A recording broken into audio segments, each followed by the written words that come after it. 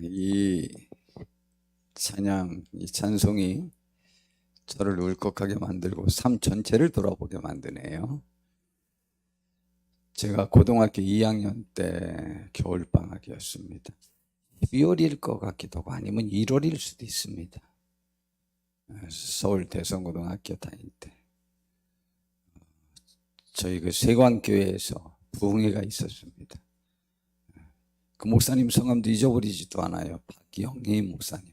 근데 그렇게 유명한 목사님은 아니셨더라고요. 그 이후에 그분이 부흥 강사님으로 많이 활동하는 것을 못 봤으니까. 그런데 여하튼 뭐 말씀은 하나도 생각이 안 나는데 부흥회 기간 동안에 우리 찬송을 하자 그러면서 이 찬송가를 했습니다. 그런데 그때 예수 나를 오라 하네 라고 하는 것이 예수님께서 나를 목사로 부르시네 라고 하는 하나님의 음성으로 들렸습니다. 저에게는 뭐 그렇게 사연아 네가 목사가 되거라 라고 이렇게 했던 음성이 들렸다는 것이 아니고 그 뜻으로 저에게 들렸단 말이에요. 잠깐 고민을 했죠. 그때 제가 착각을 해서 저는 세계 제일 아니면 우리나라 제일의 부자가 될 수 있을 것이라는 아주 정신 나간 확신이 있었거든요. 그리고 제가 소설을 잘 못 읽어요. 영 소설은 재미가 없더라고요. 저는 우인전집은 재밌었어요. 그래서 제가 중학교를 아우네 중학교 왜 아우네냐면 형님네가 있는 건 아니고 유관순 열사가 만세운동 부른 곳이 아우네 장터잖아요. 아우네 아우를 병자 내천자에서 병천, 그래서 병천 순대가 있죠. 제가 그래서 병천 중학교가 있고 아우네 중학교가 있어요. 우리가 후발주자고 제가 5회고 그 다음에 몇 기 후에 바로 아우네 중학교가 없어졌는데 그 학교 도서관이라고 그러나 거기에 있는 책 중에 정말 우인전집은 거의 제가 발견한 우인전집은 다 읽었어요. 우인전집만 읽었어요, 제가. 그러고 보니까 저같이 착하고 그 상황에서 그렇게 담대하게 정의를 위해서 나서고 정직한 사람들이 대통령이 되는구나, 혹은 우인이 되는구나, 부자가 되는구나. 이제 저 나름대로는 그렇게 생각했죠. 그래서 제가 대통령이 될 줄 알았죠. 근데 절 보고 목사 되기를 원하시는 하나님의 그 뜻이 있다는 생각이 그 순간에 드는 순간 제가 하나님 앞에 정말 잠깐이에요. 하나님과 이렇게 제 마음속에 대화를 나눴죠. 하나님, 저는 제일 부자가 될 거고 대통령이 될 건데 이런 사람은 장로님이 되어서 목사님이 아니고 교회에 선한 영향력을 미치는 게 더 좋지 않겠습니까? 제가 잠깐 하나님과 이렇게 타협을 했어요. 그런데 금방 제가 또 뜻을 굽혔어요. 그런데 하나님이 내가 직접 말씀을 전하는 목사 되기를 원한다면 그 길을 가겠습니다. 그런데 이 길이 정말 십자가의 길이기도 하잖아요. 그래서 그때 저는 대통령도 세계 제일의 부자도 사실은 주님이 원하셔서 버렸거든요. 지금 돌이켜 생각해 봅니다. 제가 왜 장로님이 뭔지를 알았을까? 제가 왜 교회를 5살 이후로부터는 안 빠지고 모든 예배, 새벽 예배 빼놓고는 다 나갔을까? 왜 내가 예수님을 믿게 됐을까? 정말 잠깐 이외에는 한 번도 거기에 의문이 없어봤고 왜 그냥 믿어졌을까? 많은 체험과 그런 경험이 있지도 아니한데 왜 이 찬송가로 내가 하나님이 나를 목사로 부르신다고 생각이 되어졌을까?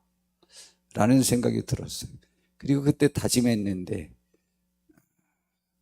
뭐 완전히 곁길로 간 적은 없지만 그래도 내가 십자가의 길이라는데 주님이 가라는 모든 길, 십자가의 길, 심판할 그 길, 겟세마네 동산까지도 함께 가기로 다짐했었는데 모두 그렇게 걸었나? 라는 생각이 오늘 제가 말씀 중에 그것을 준비한 건 아니지만 뭐 같은 말씀, 오늘 주제가 그거니까 생각이 되어졌습니다. 마음도 아프기도 하고 감사하기도 하고, 이건 분명히 하나님의 인도하심이 아니고는 불가능하구나. 이거는 성령님의 강력한 개입이 있지 않는 한 이것이 가능한 것은 아니구나. 어찌하여 그 가치가 중간에라도 한 번이라도 그 가치가 의문되어져 본 적이 없고 그 안에서 살아보려고 여러 가지를 힘써보게 해주신 것은 참으로 하나님의 은혜구나 라는 생각이 들어봤습니다. 2023년 1월 10일 날 국민일보 신문에 나온 기사 내용입니다. 목회 데이터 연구소에서 조사한 것인데 목사님들 622명에게 설문조사를 한 거예요. 교회에 영향을 미칠 수 있는 이 시대의 가장 큰 잠재적 우상은 무엇이라고 생각하는가? 라고 이렇게 물어봤습니다. 절도 아니고 이단도 아니고 뭐 다른 종교도 아니고 미신도 아니고 귀신도 아니에요. 이제 그렇게 했는데 목사님들의 답변입니다. 첫 번째 62%가 돈이라고 지적을 했습니다. 돈. 물질이 이 시대의 최고의 우상이다. 두 번째는 뭐냐? 안락함이라고 말했습니다. 27%가. 세 번째는 권력 5%. 그 다음에 남에게로부터 인정받고 싶은 것. 그리고 1%는 명예. 이렇게 답변을 했습니다. 저에게 질문한다면 물질은, 그런데 지금 이 내용은 이 시대에라고 했지만 예수님 시대 때도 똑같았고 모세 시대에도 똑같았어요. 똑같아요. 이 통계는 똑같습니다. 실제적으로 예수님께서도 씨 뿌리는 비유를 말씀하시면서 열매 맺지 못하는 그러한 마음밭의 특질들을 말했는데, 첫 번째, 아예 사탄이 와서 하나님의 말씀을 전혀 듣지 못하게 만드는 사람이 더 있어요. 교회 한번 나왔는데 아무 의미를 찾지 못하는 사람이죠. 근데 지금 여기 일부 예배 나오신 분들, 저는 뭐 이렇게 괜히 이렇게 하려고 하는 말들을 잘 안 하는데 제가 이렇게 보니까 여기에 해당되는 분은 여하튼 한 분도 없어요. 하나님의 말씀을 받는데 사탄이 와서 바로 말씀을 빼앗아 가서 하나도 말씀이 나에게 어떤 영향력도 미치지 못했던 상황을 말합니다. 두 번째는 말씀을 듣고 핍박을 받아 처음에 막 기쁘게 생활하다가 핍박, 어려움, 신앙 때문에, 신앙의 가치 때문에 어려움을 당하는 걸 말합니다. 그것 때문에 신앙을 버려서 열매 맺지 못하는 사람도 있다 그랬어요. 우리 대한민국은 현재 교회를 안 나가서 우리 엄마한테 내가 핍박을 받지, 교회를 다녀서 핍박받는 경우는 만에 하나 정도나 있을까? 거의 없습니다. 교회를 다녀서 핍박받는 경우는 없습니다. 우리가 성경대로 안 살아서 핍박을 받지 성경대로 살아서 핍박받는 경우는 좀 없습니다.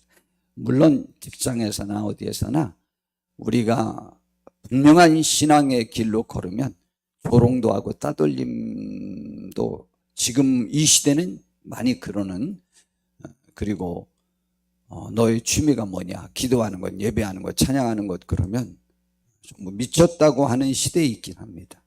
뭐 그것도 핍박이라면 핍박일 수 있겠죠. 점점 그건 심해질 겁니다. 그러나 요즘은요, 교회 안 나가서 핍박당하는 사람이 교회 다녀서 핍박받는, 구체적인 핍박받고 어떤 어려움을, 잔소리를 듣는 경우는 교회 안 다녀서 핍박받아요. 그런데 이제 그것도 요즘 점점 없어집니다.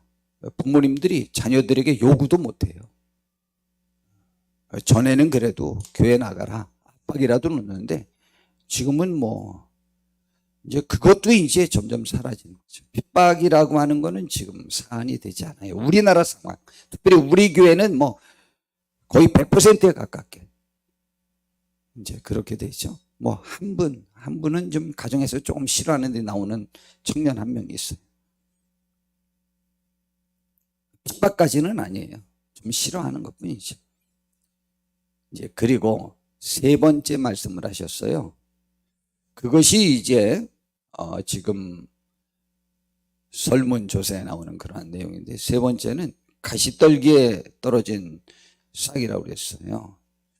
뭐 참 싹나고 처음 자라기에는 가장 좋은 여건이죠. 가시떨기니까 풀 속에서 씨가 떨어지면 수분이 있지, 온도 있지, 햇빛이 필요 없거든요. 싹나기까지는. 근데 싹이 나서 자라다가 옆의 그 세력의 기운 때문에 결국은 열매 맺지 못한다. 열매 맺지 못하죠. 왜냐하면 그늘에서는 있으나만 하거든요. 예, 그런데 그것이 무슨 뜻인지를 예수님이 비유로 말씀하셨는데, 가시떨기에 떨어졌다는 것은 말씀을 들은 자이나 지내는 중 이생의 염려, 이생의 염려는 이 세상 삶의 염려, 이거는 뭐 모든 삶의 염려죠. 우리들 삶의 염려. 그 다음에 재물과 향락의 기운이 막혀 온전히 결실하지 못하는 자다. 그렇게 했어요. 세상 삶의 염려, 그 다음에 재물, 그 다음에 향락. 이것이 우리의 신앙생활을 방해한다. 그래서 열매 못 맺는다라고 했는데, 이 시대에는 다른 나라는 달라요. 민주주의 국가, 그리고 특별히 우리나라가 세계의 국력으로 칠 때 이제 전문가들이 6위로 우리나라를 칩니다. 이제 일본을 따돌렸어요. 이거는 굉장히 감사한 일이죠. 좋은 것인데 우리나라의 국력이 일본을 2단계 밀어냈습니다. 자, 이건 참 좋은 일인데 우리나라가 그렇게 됐어요. 그러는 중에 다른 그 유럽 국가나 그 미국 같은 데는 내면을 흐르는 삶을 지배하는 원동력이 하나님이라는 가치를, 특별히 남자들을 지배하고 있거든요. 그렇기 때문에 결정적인 순간에 국가적으로 신앙적 가치를 추구하는 곳에 환호를 합니다. 트럼프 대통령이 얼마나 괴짜고 제가 보기엔 참 옳지 못하다라는 생각도 굉장히 많아요. 그런데 그가 기독교의 가치를 지향한다는 것 때문에 미국의 남성들이 환호했습니다. 참 신기하죠. 아유, 그 음란함이, 향락이 미국에서 왔다고요? 좌우지간 여성 보고서에 보니까 여자들이 남성 성 파트너 수가 제일 많은 나라가 중국이에요. 미국인 줄 알았죠? 절대 그렇지 않아요.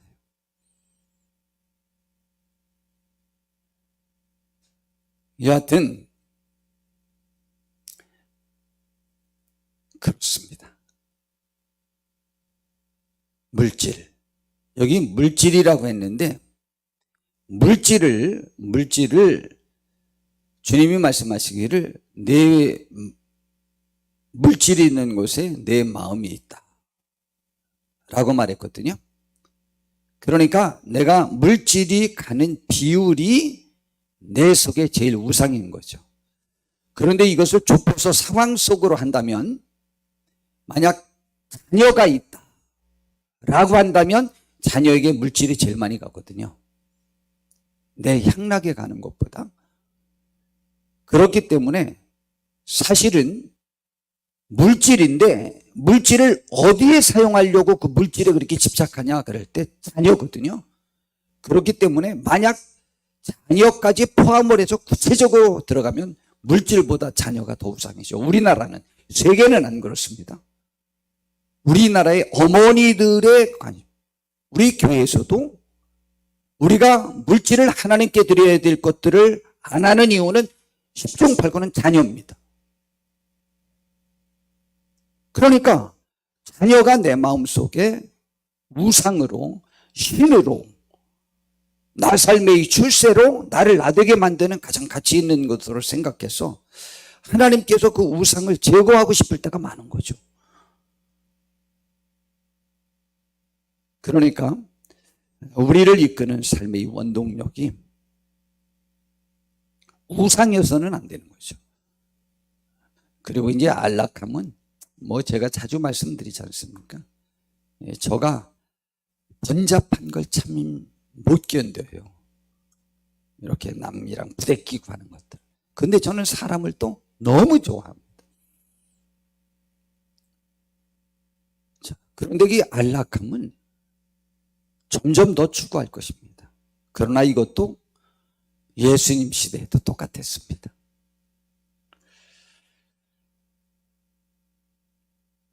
이 세상 많은 사람이 점점 그 가치들에 예속되어서 삽니다.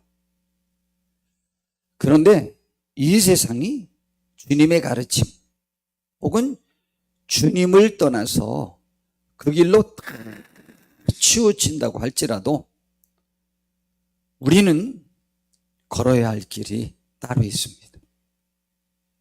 그것은 생명의 길입니다. 물론 이 세상에 많은 사람도 생명의 가치를 제일 존중히 여깁니다. 그런데 그 생명이 어떻게 할 때 나에게 그것이 주어질 수 있느냐, 내 가정에서 획득되어질 수 있느냐라고 하는 가치가 좀 다르고, 또한 이 주님의 원하시는 그 길, 그것이 생명의 길이라는 것을 알지만 우리가 육신을 지녀서 그 가치를 꽉 부여잡는 데 있어서 우리가 연약함을 보여서 흔들려 가지고, 성경의 자녀는 하나님이 주신 상급이라고 그랬잖아요. 선물이고. 그런데 우리는요, 상급에 집중하는 거예요. 상급이 나를 주장할 수 있는 줄 알고 있어요. 상이 나를 주장하는 줄 알고 있어요. 상에 집착하라고 준 건 줄 알고 있어요. 상 주신 이가 상보다 더 영향력이 있는 분이에요.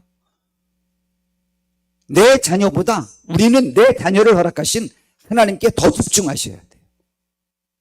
나에게 자녀를 맡겨주신 하나님께 내 자녀보다 더 집중하셔야 돼요. 그런데 우리는 매번마다 보이는 가치가 우리를 지배하게 되니까 물질의 가치, 그 물질의 가치가 지배하는 자녀의 가치, 권력, 명예, 다른 사람들과의 이목이 굉장히 신경 쓰이는 거예요.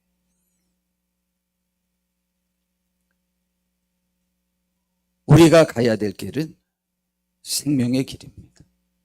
이것은, 이 생명의 길은 이 세상에서의 생명도 포함하지만 구원 얻는 그 영생의 길을 말합니다. 그리고 또한 이 생명의 길은요, 내가 그 생명의 길을 가면 나만 사는 게 아니에요. 정말 신기한데요, 생명의 길을 걷는 사람은 다른 사람에게 생명을 전파하는 놀라운 효과가 있어요. 여러분, 사람은요, 결단력 있게, 용단 있게 자기 길을, 자기 발걸음을 먼저 걷는 사람은 1%도 채 되지 않습니다. 경험되어지고 축적되어진 통계에 의하여 혹은 무리에 의하여 움직여지는 소송이 있습니다.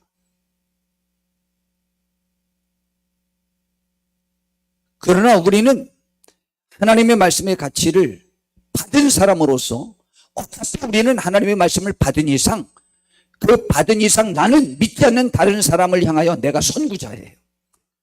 그렇기 때문에 그 걸음을 걷는 데 있어서 우리가 나를 확신케 할 수 있는 방법은 세상을 보고 하면 안 돼요.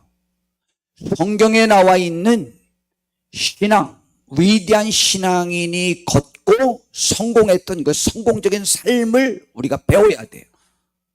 그리고 가장 첫 번째 그 성공자의 가장 큰 모범이 되는 예수님의 삶을 배워야 해요. 그의 영혼이 만족했고 다른 사람을 살렸던 그 삶을 우리는 배우셔야 돼요. 그래서 그 길을 걸으셔야만 합니다. 우리에게 축복이 됩니다. 정말 큰 축복이 됩니다.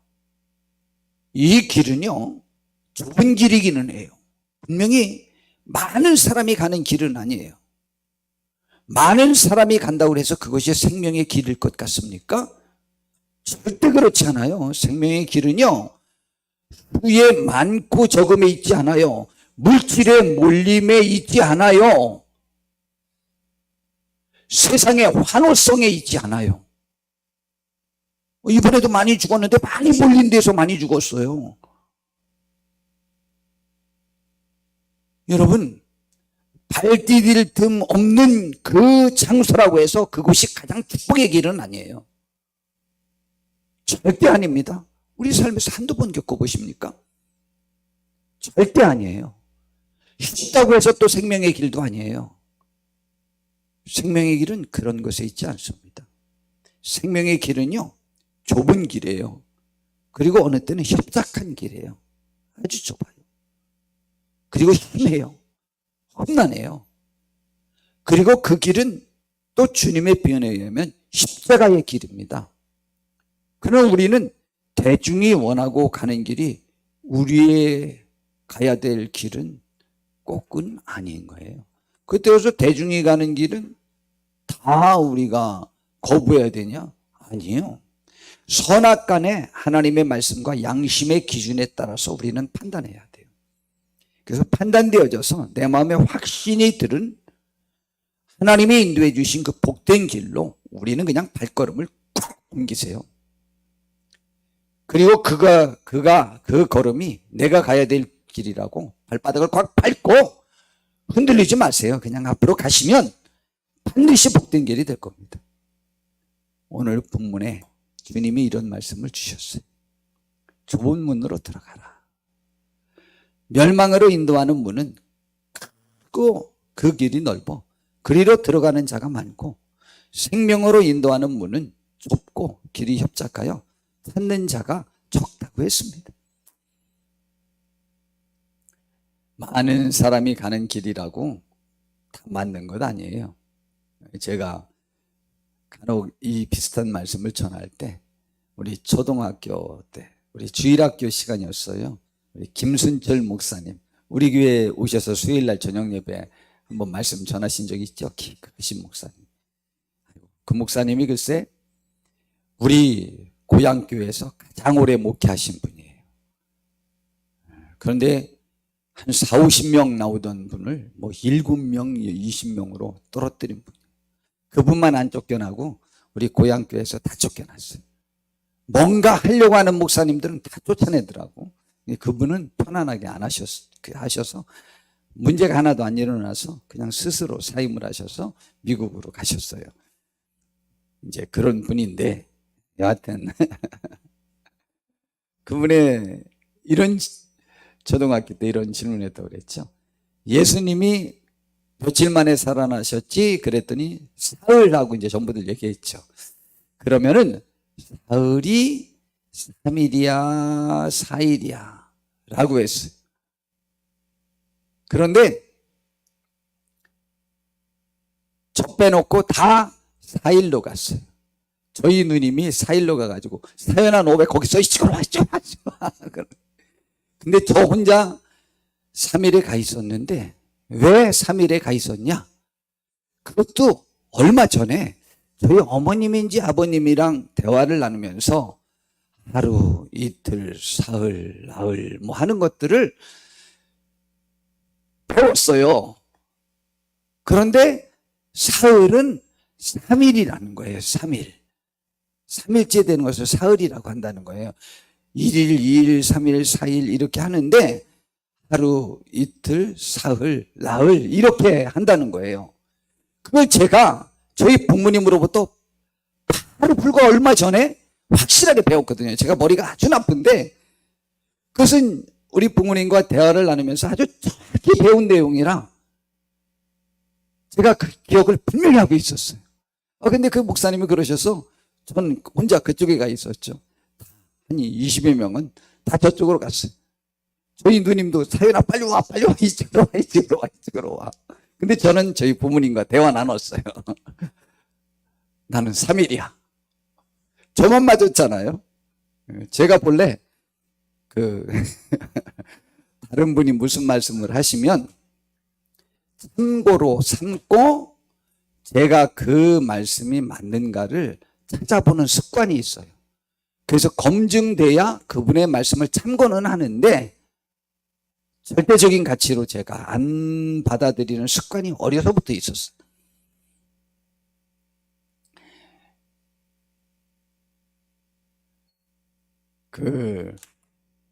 우리는 성도 여러분, 모든 이론과 가치는요 시대에 따라서 변해요. 과학, 의학, 시대가 변하면 변해요. 음식이 어떤 음식이 몸에 어떻게 좋다? 음식도요 매번 바뀌어요. 약도요 매번 바뀌고 수술 방법도 매번 바뀌고 그 병의 정의에 대한 원인과 치료 과정도 매번 바뀌어요. 그러나 바뀌기 전까지는 그것이 진리예요. 그걸 갖다가 가변적 진리라고 그래요. 앞으로는 새로운 진리가 나타나면 변할 수 있는 진리. 그것은 세상의 모든 이론에 다 적용이 돼요. 과학과 물리학, 화학, 의학, 그뿐만이 아니에요. 철학, 또한 생물학 모든 것에도 이론적 다른 가치에도 다 영원히 변하지 않는 것은 하나님이고 변하지 않는 그 하나님에게로부터 온 하나님의 말씀의 가치 외에는 다 변합니다. 그러니 우리는 그 말씀의 가치에 예속되는 축복이 있기를 바랍니다. 그래서 자루나 우루나 치우치지 않는 우리가 되었으면 좋겠습니다. 주님이 자신 있게 말씀하셨어요. 내가 곧 길이요 진리요 생명이니 나로 말미암지 않고는 아버지께로 올 자가 없다. 그런 말씀을 주셨어요. 뭐 종교가 각자 길이 다르고 그러나 궁극적으로는 하나다 라고 하는데요. 성도 여러분, 부처님, 우리나라는 이제 부처님이 이제 영향력이 있으니까 부처님은 절대 내가 길이라, 생명이다, 진리다 이런 말씀을 하신 적이 없어요. 나는 올바른 삶의 길을 가르치는 사람이지 내가 도 자체는 아니다. 아주 분명하게 말씀하셨어요. 이걸 스님들이 모르실까? 다 알아요. 우리 불교들, 우리 불자들만 그걸 자꾸 외면하려고 하는 거지. 다 알아요. 그 누구도 내가 길 자체고 내가 진리 자체고 내가 생명 자체다라고 이런 말씀을 하신 종교 지도자는 없어요. 우리나라에는 많아요. 우리나라에는 예수님보다 더 뛰어난 분도 많고 뭐 성령님보다 더 뛰어난 분도 많고 그런데 그걸 갖다 이단이라고 그래요. 이단 말고 실제적으로 세계 몇 대 종교 이런 종교인들의 창시자들은 이런 말을 한 분이 없어요. 아무도 없어요. 그러니까 우리는 믿고 이 길을 꽉 선택하세요. 그리고 자루나 우루나 이렇게 치우치지 않는 복된 분들 되었으면 참 좋겠습니다.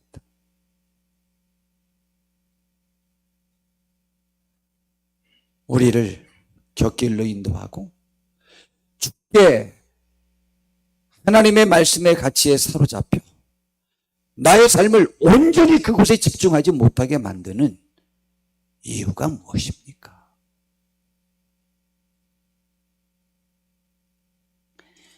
말씀은 3배 이상 준비했는데 그냥 이렇게 좀 마무리하여야 되겠어요.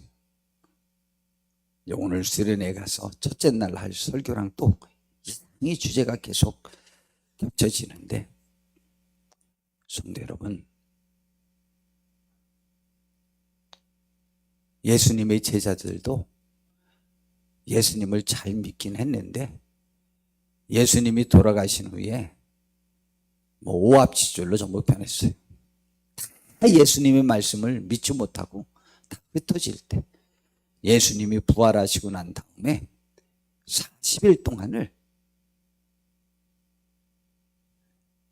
계시면서 예수님의 제자들을 공식적으로 기록된 것만은 11번을 본인을 보이셨어요. 그리고 말씀하셨어요. 그런데 그 말씀의 주제가 한결같이 뭔지 알아요? 예수님이 부활하신 다음에 40일 동안은, 세상에 계실 동안에는 전도하는 데에 1초도 시간을 들이지 않았어요. 그때는 예수님의 제자들만 만났어요. 40일 동안.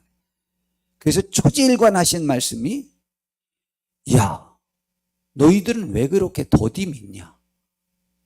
성경에도 기록되어 있고 내가 또 죽기 전에 미리 다 말했지 않느냐? 그런데 왜 내가 살아날 것을 믿지 못하고 살아나지 않을 것이라고 생각하고 제자의 그 길을 청산하고 다른 데로 가냐? 라고 하면서 그들을 깨우쳤어요. 제가 자주 말씀드렸잖아요, 작년에. 예수님이 얼마나 상처가 될까? 야, 그렇게 예수님이 막 병 고치고 죽은 자 살리고 그럴 때 환호하고 쫓아다녔던 그 제자들이, 야, 예수님이 돌아가시고 나니까 그 가르침을 다 버리고 그렇게 각자 길로 가요. 100%가 그렇게 가는 것 같아. 그때는 그랬는데 예수님이요, 그들을 만나서 설득하는데 40일을 시간을 공을 드립니다. 그리고 그런데 내가 가르친 그 말씀의 가치, 성경의 가치대로 너희가 살 수 있는 길은 성령 받는 길밖에 없다. 성령 받으면 너희들의 삶의 가치가 확고해질 거다. 라고 해서 그들이 결국은 성령을 받았어요.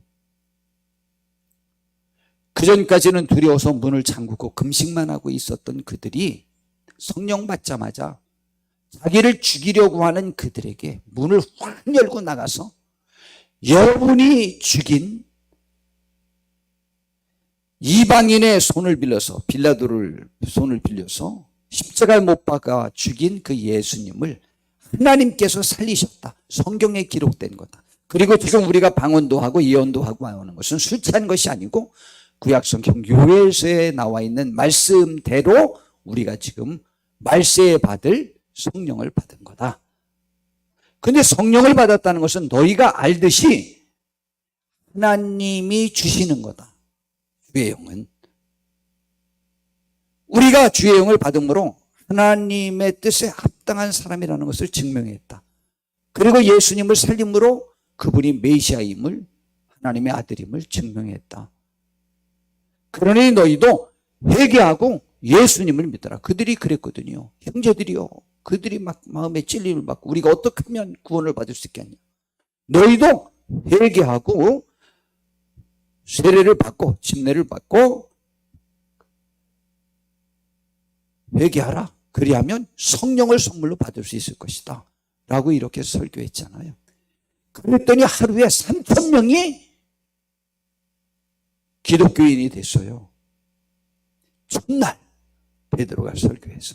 그런데 그들이요, 예루살렘 교회가 그 다음부터 어떻게 했느냐, 매일 모여서 음식을 나누고 사도들의 가르침을 받으면서 교제하고 기도하기에 힘썼어요. 성도 여러분, 우리가 하나님의 사람으로서의 그 삶의 길에서 승리할 수 있는 길, 성령을 받고 그가 떨어져 나가면 그는 죽어버립니다. 정말입니다. 무디 선생님에게 설교하는데 어떤 사람이 이의를 제기했어요. 선생님, 질문 있습니다. 해보라고 그랬더니 왜 예수님 믿으면 구원받고 그랬는데 굳이 교회를 다니라고 말씀하십니까? 교회 안 나가도 되지 않습니까? 라고 말했어요. 모이지 않아도 되지 않습니까? 그랬더니 무지 선생님이 그러냐고.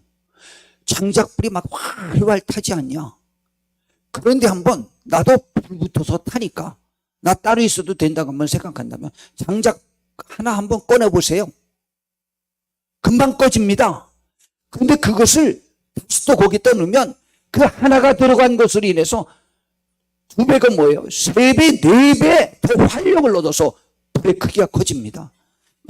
그거죠.